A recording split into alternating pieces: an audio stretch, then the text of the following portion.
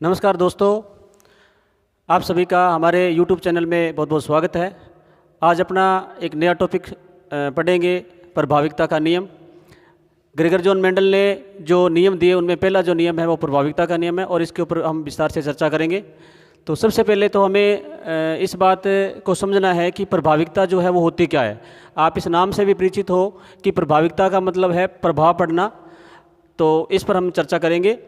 प्रभाविकता का जो नियम है वो ये कहता है कि जब दो विपरीत लक्षणों वाले जनकों के बीच में जो संकरण करवाया जाता है तो प्रथम पीढ़ी में जो लक्षण प्रकट होते हैं उनमें जो प्रभावी जनक होता है उनके लक्षण प्रकट होते हैं और अप्रभावी जनक के जो लक्षण हैं वो प्रकट नहीं होते। इसे ही हम क्या कहते हैं, प्रभाविकता का नियम कहते हैं।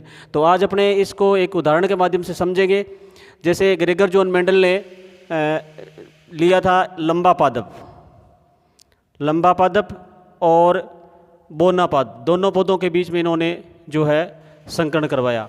तो ग्रेगर जॉन मेंडल ने लंबा जो पादप लिया उनको एक विकल्पी जीन के माध्यम से लिखते हैं, यानी टालर मतलब लंबा होता है तो इसको कैपिटल TT से लिखा और जो बोना होता है इसको स्मॉल TT से लिखा। इन दोनों विपर्यासी लक्षणों वाले पादपों के बीच में इन्होंने जो है संकरण करवाया और अगली पीढ़ी प्राप्त की। तो अपने देख लेते हैं, जो लंबा पादप होता है उसको कैपिटल TT से और बोने को स्मॉल TT से लिख रहे हैं। जो हमने जनक लिए हैं उनको कैपिटल TT और स्मॉल TT के माध्यम से लिख रहे हैं। तो आगे इसमें होता है अर्धसूत्री विभाजन।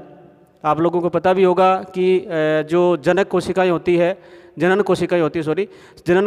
उसमें अर्धसूत्री विभाजन होता है और उससे युग्मकों का निर्माण होता है। तो अपने यहाँ देख लेते हैं, कैपिटल TT और स्मॉल TT जो है ये युग्मक के रूप में यहाँ पर आ जाते हैं, यानी कैपिटल TT, और इधर ये जो स्मॉल TT है उसको अपने स्मॉल TT यानी युग्मकों के रूप में लिख देते हैं ऐसे। तो ये बनते हैं अपने युग्मकों का निर्माण हुआ है और इनका हम जब क्रॉस करवाते हैं इसके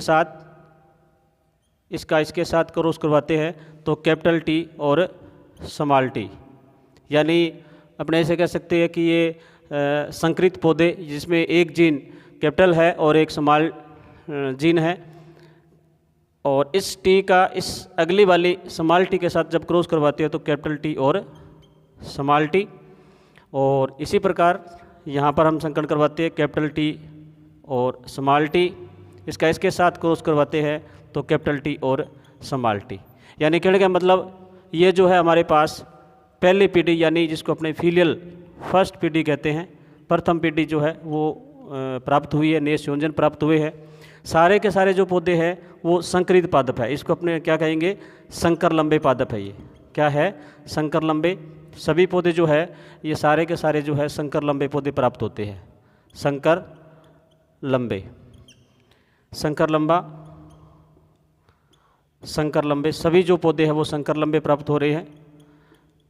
यानी संकरण के द्वारा जो हमने पहली पीढ़ी में पौधे प्राप्त किए हैं इनको अपने हाइब्रिड बोलेंगे, यानी संकरित पादप कहेंगे, यानी संकर लंबे पादप कहेंगे इसको।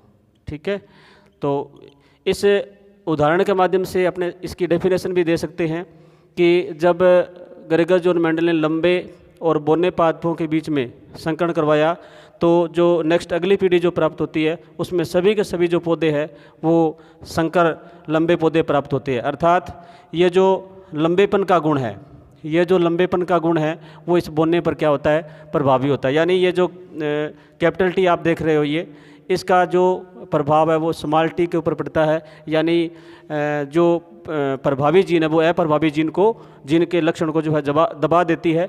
इसे ही अपने क्या कहते हैं, प्रभाविकता का नियम कहते हैं। एक बार और देख लेते हैं, जब लंबे और बोने पादपों के बीच में संकरण करवाया जाता है तो पहली पीढ़ी में जो पौधे प्राप्त होते हैं उसमें लंबेपन का गुण बोने पर क्या होता है, प्रभावी होता है। इसे ही क्या कहते हैं, प्रभाविकता का नियम कहते हैं। तो आज के इस वीडियो में अपना इतना ही पढ़ेंगे।